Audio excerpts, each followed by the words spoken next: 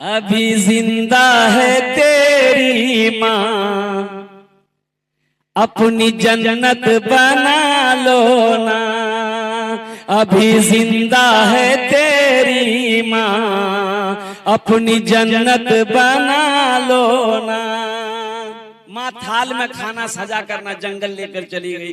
बोले मेरे लाल, मेरे कलेजे का टुकड़ा, मेरा बेटा भूखा ना रहा, खाना खा ले। तो माँ को कहा कि नहीं, मैं खाना नहीं खाऊंगा। वो इमाम साहब बोले हैं कि अल्लाह सबको खिलाता है, तो हम तो खबे नहीं करेंगे। माँ खाना रख के चली गई कि शायद मेरे जाने के बाद ये खाना खा ले। माँ घर चली गई। कुछ डाकू लोग ना वो डकैती का मशवरा करने के लिए उसी जंगल में आया। तो देखा इतनी अच्छी खुशबूदार खाना, इतना अच्छा खाना है। तो एक डाकू हाथ खाना चाहा, तो डाकुओं के सरदार का कि नहीं, इस खाने में हाथ ना लगाना। हो सकता कोई साजिश, किसी ने खाने में जहर मिलाकर रखा हो हम लोगों को मारने के लिए। पता करो, देखो, चेक करो कोई है यहाँ जंगल में। चेक किया तो सोया हुआ था। पकड़ा, कॉलर खींच के लेके आया। बोला यही है।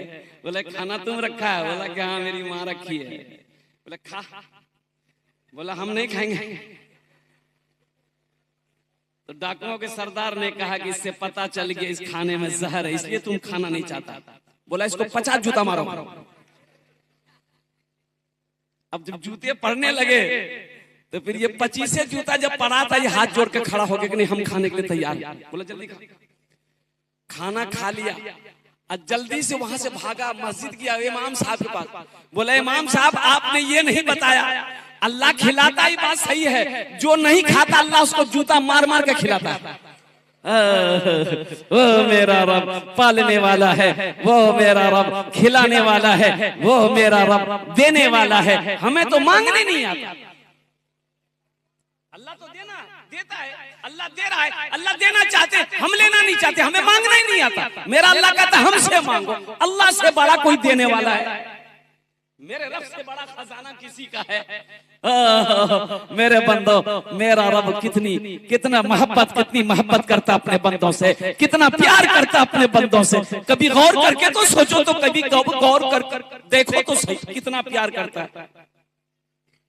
बनी इस्राइल का जमाना है।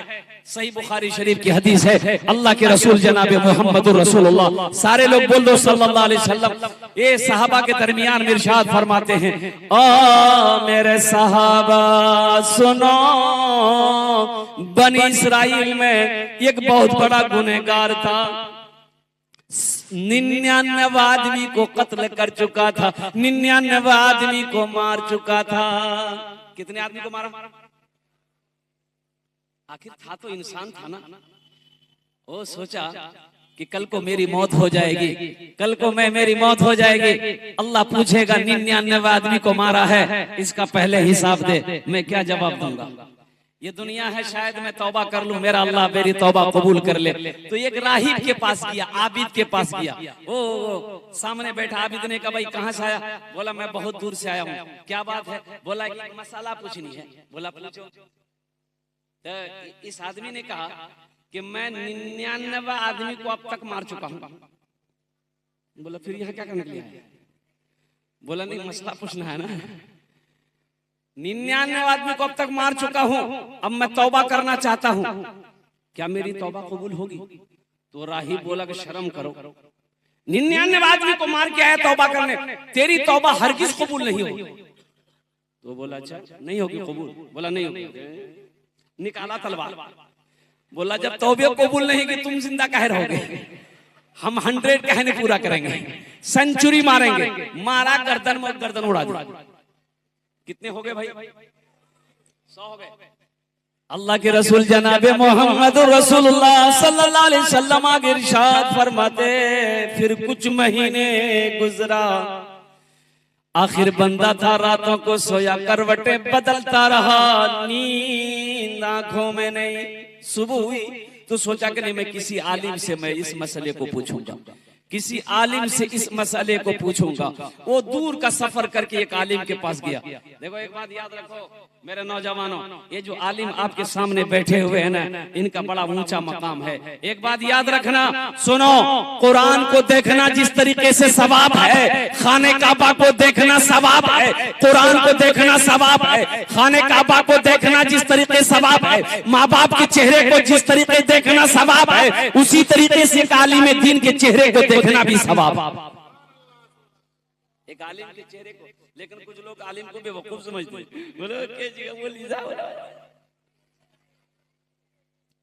एक नौजवान ने एक आलिम साहब से कहा कि एक सवाल पूछेंगे, जवाब दे दीजिएगा। तो आलिम साहब ने कहा कि हाँ जवाब दे देंगे। बोलो क्या सवाल है? बोला सोच लीजिए, अगर जवाब नहीं दे पाए तो 500 टका फाइन लग जाएगा। बोला कौन सा सवाल है? तो आलिम साहब ने कहा कि हम जवाब नहीं देंगे, तुम ही जवाब दे देना। बोला नहीं, अगर हम भी नहीं दे पाए तो हम 50 टका देगा। बोले कहे हमसे 500 टका लेगा, तुम 50 टका देगा? बोला इसलिए कि आप आलिम हम जाहिल हैं। बोला अच्छा पूछो, सवाल करो। तो नौजवान ने सवाल किया, ये बताइए कौन ऐसी चिड़िया है जो आसमान में उड़ते हुए उसका पैर सर पे चला जाए? आलिम साहब ये तो कोई चिड़िया नहीं है, चिड़िया जब उड़ती तो उसका पैर नीचे होता है, सर पे कैसे चला जाए? बहुत 1 घंटा तक दिमाग लगाते रहे, पसीना पोंछ के बोले बाबू हमको पता नहीं है। बोला निकलिए 500 रुपया। तो हजरत 500 रुपया उसको दे दिया। तो हजरत ने कहा बेटा अब तुम ही बता दो वो चिड़िया कौन सी है। तो 500 टका में 50 टका दे दिया हजरत को। बोला कि हमको भी पता नहीं वो कौन सी चिड़िया है। उलमाए उम्मती का अंबियाए बनी इस्राइल, अल्लाह के रसूल सल्लल्लाहु अलैहि वसल्लम इरशाद फरमाते हैं कि मेरी उम्मत के उलमा बनी इस्राइल के अंबिया की तरह हो। उलमा का मकाम है, अल्लाह तौफीक दे, इनकी खिदमत करो, इनकी दुआएं लो, अल्लाह तौफीक दे, इनकी दुआएं जिसको लग गई अल्लाह उसकी तकदीर बदल दे।